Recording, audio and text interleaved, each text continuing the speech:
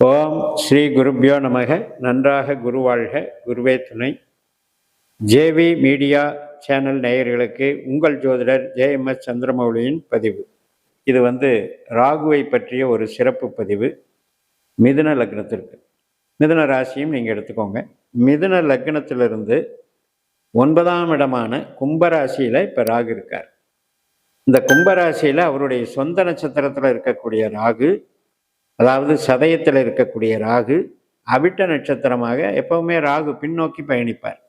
அவிட்ட நட்சத்திரத்துக்குள்ளே நுழைகிறார். ஜூன் 30ஆம் தேதி அதில் பிரவேசிக்கிறார். நவம்பர் மாதம் 25ஆம் தேதி வரைக்கும் அந்த கும்பராசியில் செவ்வாயை போல ராகு செயல்பட போகிறார். எந்த ஒரு கிரகமுமே தான் செல்லக்கூடிய நட்சத்திரத்தின் பலனைத்தான் தருவார். இப்போ செவ்வாய் நம்மளுக்கு யாருன்னு பார்க்க, நம்ம லக்னத்துக்கு 6ஆம் வீட்டுக்கு அதிபதி, 11ஆம் வீட்டுக்கு அதிபதி தான் செவ்வாய். நம்ம லக்னத்திலேயே செவ்வாயினுடைய நட்சத்திரமான மிருகசிரீஷம் இருக்கிறது. 5ஆம் வீட்டிலையும் மிருகசிரீஷம் சித்திரை நட்சத்திரம் செவ்வாயினுடைய நட்சத்திரம் இருக்கிறது. 9ஆம் வீட்டில் அவிட்ட நட்சத்திரம் இருக்கு. இந்த 1ஆம் இடம், 5ஆம் இடம், 9ஆம் இடம் என்பது நமது பாரம்பரியத்தை குறிப்பது, நம்முடைய ஆரோக்கியத்தை குறிப்பது, நம்முடைய தெய்வீகத்தை குறிப்பது, நம்முடைய உயிராற்றலை குறிப்பது, உறவுகளை குறிப்பது. அப்போ அப்படிப்பட்ட ஒரு காம்பினேஷனில் ராகு உங்களுக்கு என்ன செய்ய போகிறார்? ராகுவுமே நமக்கு 1-5-9 தான் இருக்கார். ராகு நட்சத்திரம் திருவாதிரை நம்ம லக்னத்தில் தான் இருக்குது. 5ஆம் இடமான சுவாதி நம்மளை 5ஆம் வீட்டில் தான் இருக்குது. 9ஆம் இடத்துல சதயம் இருக்குது. அப்போ இந்த 1-5-9 இயங்கும்போது இது உயிர் பற்றாக வேலை செய்யும். என்னங்க உயிர் பற்று, பொருள் பற்றுனா என்ன அப்படின்னா ஒன்றும் இல்லை. அதாவது பணம் போட்டு பணம் பண்ணுறது, உற்பத்தி செய்கிறது, மேனுஃபேக்சர் ட்ரேடிங் பண்ணுறது, இதெல்லாம் பொருள் பற்று. அதே உயிர் பற்று அப்படிங்கும்போது பாசம் சார்ந்தது, மூளை உழைப்பு சார்ந்தது, நம்முடைய கலைகள் சார்ந்தது. இப்போ கலையை நீங்கள் பொருள்னு எடுக்க முடியாது. ஒரு நடிக்கிறாரு, ஒரு நடிகர் அப்படின்னா அவருடைய தனிப்பட்ட ஒரு தனித்தன்மை, அதுதான் உயிர் பற்று. ஸோ அப்படி பார்க்கும்போது 9ஆம் இடத்தை நாம் குலதெய்வம்னு சொல்கிறோம், நம்மளுடைய பூர்வீகம்னு சொல்கிறோம், தந்தை ஸ்தானம்னு சொல்கிறோம், மேல் படிப்புக்கு உண்டான ஸ்தானம்னு சொல்கிறோம். இதெல்லாம் என்னத்தை சொல்லுது? நமக்கு உயிர் பற்றை பற்றி தான் சொல்லுது. அப்போ இந்த உயிர் பற்றுக்கு நல்லா இருக்கிற காலகட்டம் வரும்பொழுது பொருள் பற்றுக்கு அவ்வளவு நல்லா இருக்காதுங்க. சரி, இது எல்லாருக்கும் மிதுன லக்னத்தில் பிறந்த அத்தனை பேருக்குமே நான் சொல்ல வரல. இது யாருக்கு பொருந்தும்னா, உங்களுக்கு ராகு திசையோ புத்தியோ அந்தரமோ சூட்சமோ நடந்தால் உங்களுக்கு நிச்சயமாக இது படிப்புக்கு நல்லா இருக்கும், உறவுகளுக்கு நல்லா இருக்கும், தெய்வீகம் அதாவது ஒரு தெய்வத்தை உபாசனை பண்ணுறதுக்கு நல்லா இருக்கும், பூர்வீக சம்பந்தப்பட்ட தீர்த்த யாத்திரை போகிறது, குலதெய்வ கோயிலுக்கு போகிறதுக்கெல்லாம் நல்லா இருக்கும். ஒழிய உங்களுக்கு உற்பத்தி சார்ந்த தொழிலுக்கு நல்லா இருக்காது. அதே நேரத்தில் கமிஷன் வகை, கலைத்தொழில், இந்த மாதிரி விஷயங்களுக்கெல்லாம் நல்லா இருக்கும். இப்போ உங்களுக்கு ஓரளவுக்கு உயிர் பற்று, பொருள் பற்று புரிஞ்சிருக்கும். உங்கள் ஜாதகத்தில் உங்களுக்கு ராகு திசையோ செவ்வாய் திசையோ நடந்ததுன்னா 8ஆம் இடத்துலையோ 12ஆம் இடத்துலையோ இருந்து நடக்கக்கூடாது. நடந்தால் நீங்கள் கஷ்டப்பட்டு இருப்பீங்க. அதை நீங்கள் செக் பண்ணிக்கோங்க.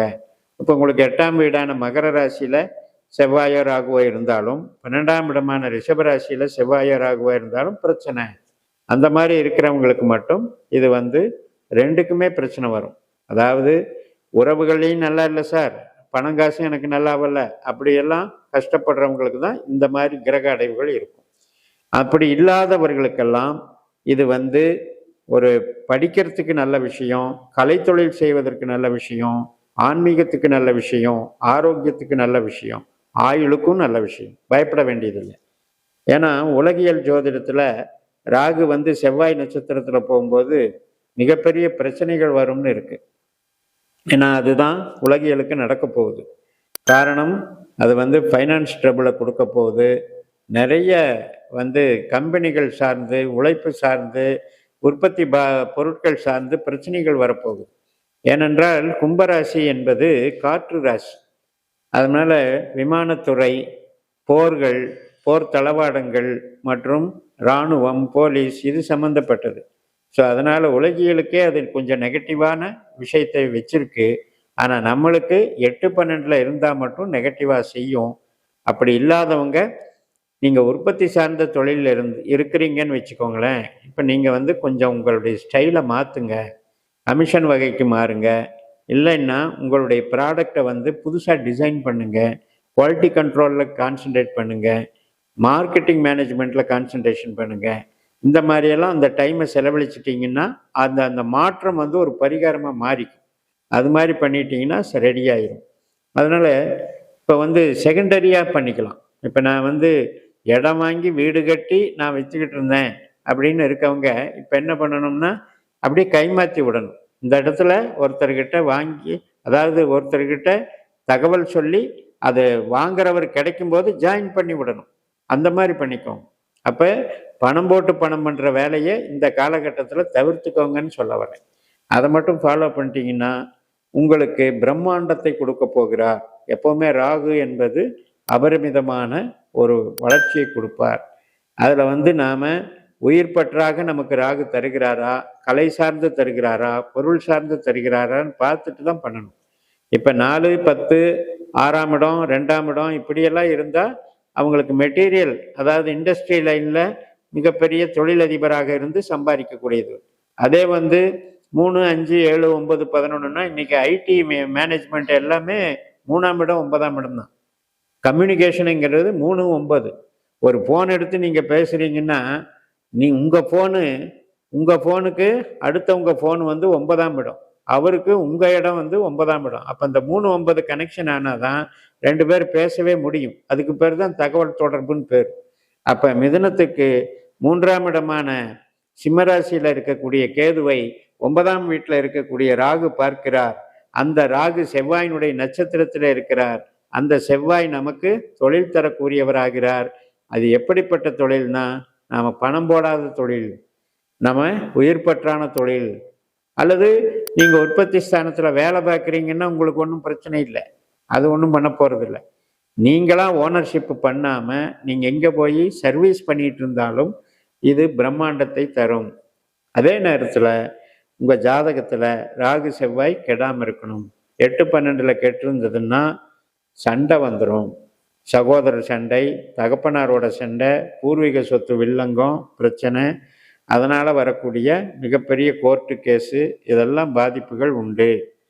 குலதெய்வ குற்றம்னு சொல்லலாம். 9ஆம் இடத்துல இருக்கக்கூடிய ராகு வந்து 8, 12ஓட தொடர்பு கொண்டால் நமக்கு குலதெய்வ குற்றம், பித்ரு சாபம், முன்னோர்களை எனர்ஜி வந்து வீக்காக இருக்குது, அதாவது சாபங்கள்னால அந்த குடும்பம் வந்து நல்லா இருந்த குடும்பம் அப்படியே சீனமாயிடுச்சுன்னு சொல்கிறோம் இல்லையா, இதெல்லாம் வர்றது பிதாமகன் என்று சொல்லக்கூடிய பாட்டன் காரகனான ராகுனுடைய தன்மை இரத்த சம்பந்தப்பட்ட உறவான செவ்வாயினுடைய நட்சத்திரத்தில் வர்றதுனால இந்த மாதிரி இரத்த சம்பந்தப்பட்ட உறவுகளோடு அனுசரித்து போக வேண்டும் என்று சொல்லி நிறைவு செய்கிறேன்.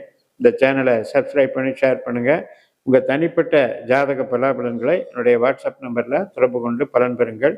உங்களிடமிருந்து விடைபெறுகிறேன். உங்கள் JMS. நன்றி, வணக்கம்.